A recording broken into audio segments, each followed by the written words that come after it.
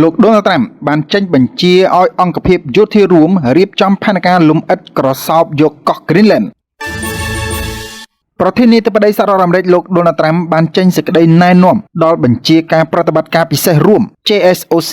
របស់សហរដ្ឋអាមេរិកឲ្យរៀបចំផែនការលំអិតទាក់ទងនឹងការទន្ទ្រានដោយបង្ខំដែលអាចកើតឡើងនៅលើកោះ Greenland ដែលស្ថិតនៅក្រោមការគ្រប់គ្រងរបស់រដ្ឋាភិបាលដាណឺម៉ាកនេះបើយោងទៅតាមការចុះផ្សាយរបស់កាសែតប្រចាំថ្ងៃ The Mail ដែលមានមូលដ្ឋាននៅចក្រភពអង់គ្លេសកាសែតប្រចាំថ្ងៃនេះបានបញ្ជាក់ថាយោងតាមប្រភពព័ត៌មានទាំងនេះប្រធានាធិបតីដូណាល់ត្រាំបានស្នើឲ្យបញ្ជាការប្រតិបត្តិការពិសេសរួម JSOC ឲ្យរៀបចំផែនការទន្ទ្រានបញ្ជាការប្រតិបត្តិការពិសេសរួមគឺជាសមាសធាតុមួយរបស់បញ្ជាការប្រតិបត្តិការពិសេសរបស់សហរដ្ឋអាមេរិកដែលត្រួតពិនិត្យអង្គភាពបេសកកម្មពិសេសលំដាប់ខ្ពស់មកពីសាខាយោធាផ្សេងៗគ្នារួមជាមួយកងកម្លាំង Delta Force របស់កងទ័ពជើងគោកនិង SEAL Team 6របស់កងទ័ពជើងទឹកសម្រាប់ការប្រឆាំងភេរវកម្មការធ្វើសកម្មភាពដោយផ្ទាល់និងបេសកកម្មឯកទេសផ្សេងទៀតនៅទូទាំងពិភពលោកដោយផ្ដោតលើការធ្វើអន្តរការប្រតិបត្តិការយុទ្ធសាស្ត្រកម្រិតខ្ពស់និងការបណ្ដុះបណ្ដាលឯកទេសលោកដូណាល់ត្រាំបាននិយាយម្ដងហើយម្ដងទៀតអំពីតម្រូវការសម្រាប់កោះ Greenland ដើម្បីចូលរួមជាមួយសហរដ្ឋអាមេរិកសូម្បីតែក្នុងអាណត្តិដំបូងរបស់លោកក៏ដោយ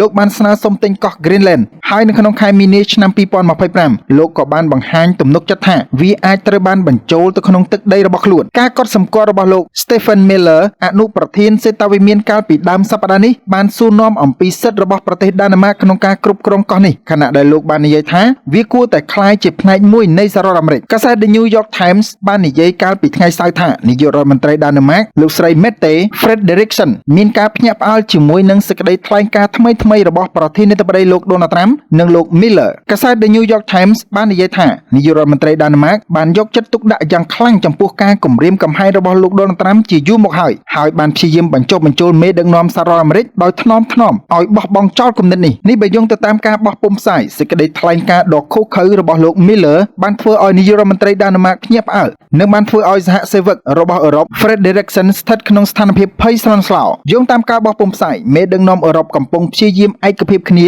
លើការឆ្លើយតបទៅនឹងអ្វីដែលបានកើតឡើងចំពោះសេចក្តីថ្លែងការណ៍របស់លោកដូណាល់ត្រាំហើយសង្ឃឹមថានឹងស្វែងរកមធ្យោបាយដើម្បីជៀសវាងការប្រឈមមុខដាក់គ្នាជាមួយទីក្រុង Washington The New York Times បានបន្ថែមថាការយល់ព្រមពង្រឹងកងកម្លាំង NATO ដើម្បីទប់ទល់នឹងឥទ្ធិពលរបស់ចិននិងរុស្ស៊ីឲ្យកាន់តែមានប្រសិទ្ធភាពនិងសូម្បីតែការផ្ដល់សិទ្ធិចូលរួមប្រើប្រាស់រ៉ែរបស់ Greenland ដល់លោកដូណាល់ត្រាំគឺជាជំហានមួយក្នុងចំណោមជំហានដែលពួកគេកំពុងពិចារណាគួរបញ្ជាក់ផងដែរថាទឹកដី Greenland គឺជាដែនដីស្វយ័តក្រោមការគ្រប់គ្រងរបស់ប្រទេសដាណឺម៉ាកចាប់តាំងពីឆ្នាំ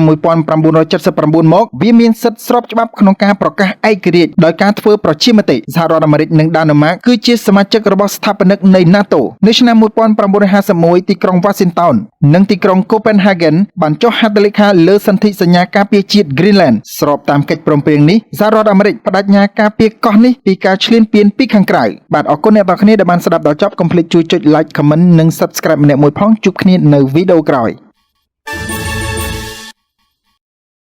ជំរាបសួរអ្នកទាំងគ្នាសូមជួយចុច follow ម្នាក់មួយផងអរគុណនាយករដ្ឋមន្ត្រីអនុទានច័ន្ទវីរកុលថាត្រង់ណាដែលជាទឹកដីរបស់យើងបានដោតទង់ជាតិហើយត្រង់ណាដែលជាទឹកដីរបស់យើង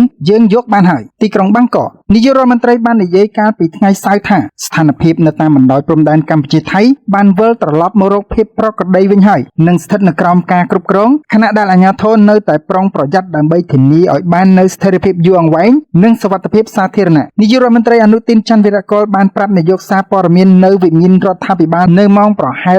17:00 ថាលោកបានទទួលរបាយការណ៍ដែលបញ្ជាក់ថាស្ថានភាពតាមបណ្ដោយព្រំដែនមានសភាពស្ងប់ស្ងាត់និងត្រូវបានគ្រប់គ្រងប្រកបដោយប្រសិទ្ធភាពដោយភ្នាក់ងារសន្តិសុខលោកបន្ថែមទៀតថាអ្វីៗគ្រប់យ៉ាងស្ថិតក្នុងសណ្ដាប់ធ្នាប់ល្អនិងស្ថិតនៅក្រោមការគ្រប់គ្រងក៏ប៉ុន្តែយើងមិនធ្វេសប្រហែសនោះទេកងកម្លាំងសន្តិសុខនៅតែត្រៀមខ្លួនយ៉ាងពេញលេញហើយអាទិភាពរបស់យើងគឺស្ដារសន្តិភាពនិងសុវត្ថិភាពសម្រាប់ប្រជាជនយើងឡើងវិញលោកបានបញ្ជាក់ថាអាជ្ញាធរយោធាកម្ពុជាពីមុនបានផ្ញើលិខិតពន្យល់ទាក់ទងនឹងឧបទ្ទវហេតុដែលនាំឲ្យមានភាពតានតឹងដោយបញ្ជាក់ថាវាមិនមែនជាចេតនានោះទេវាគឺបានកើតឡើងដោយចៃដន្យនៅពេលគេសួរថាតើកម្ពុជាបានទាមទារឲ្យមានការទទួលខុសត្រូវចំពោះអ្វីដែលបានកើតឡើងនិងបង្កឡើងដោយទាហានថៃដែរឬទេលោកអនុទានបាននិយាយថាមេ បញ្ជាការមកពីភាគីទាំងពីរបានផ្លាស់ប្តូរការសុំទោសនៅកម្រិតប្រតិបត្តិការហើយបញ្ហានេះត្រូវបានចាត់ទុកថាត្រូវបានដោះស្រាយស្របទៅតាមសេចក្តីថ្លែងការណ៍រួមរវាងប្រទេសទាំងពីរលោកមានប្រសាសន៍ថាមានការសុំទោសពីភាគីទាំងសងខាងរវាងមេបញ្ជាការកងទ័ពថៃនិងមេបញ្ជាការកងទ័ពកម្ពុជាហើយនេះជាការបញ្ចប់បញ្ហានៅត្រឹមកម្រិតយុទ្ធភូមិភាគការបន្ធូរបន្ថយភាពតានតឹងគឺចាំបាច់ដើម្បីអនុញ្ញាតឲ្យប្រជាជននៅតាមតំបន់ព្រំដែនអាចត្រឡប់ទៅផ្ទះវិញបានដោយសុវត្ថិភាពនិងបន្តជីវិតរស់នៅធម្មតាលោកអនុទានបានបន្ថែមថាគោលបំណងរបស់យើងគឺធ្វើឲ្យប្រជាជនអាចត្រឡប់ទៅផ្ទះវិញបានដោយសុវត្ថិភាពនិងរស់នៅដោយសុខុមាលភាពនិងប្រកបរបរធម្មតាក្នុងអំឡុងពេលចូលឆ្នាំថ្មីយើងនឹងខិតខំរក្សាភាពស្ងប់ស្ងាត់តាមដែលអាចធ្វើទៅបានដើម្បីធានាសុខសុវត្ថិភាពដល់ពួកគេលោកអនុទានបានសង្កត់ធ្ងន់បន្ថែមទៀតថាប្រទេសថៃបានធានានៅទឹកដីរបស់ខ្លួននិងបានលើកទង់ជាតិរបស់ខ្លួននៅតំបន់ដែលខ្លួនបានចាត់ទុកថាជាទឹកដីរបស់ថៃនិងបន្តគ្រប់គ្រងវាទៀតហើយអាជ្ញាធរនឹងបន្តតាមដានស្ថានភាពដោយមិនទៀបការយាមកាមរបស់ខ្លួនឡើយយើងនឹងប្រុងប្រយ័ត្នជានិច្ចហើយគ្មានការធ្វេសប្រហែសនោះទេបាទអរគុណអ្នកទាំងគ្នាកុំភ្លេចជួយចុច like comment និង subscribe ម្នាក់មួយផងជួបគ្នានៅវីដេអូក្រោយ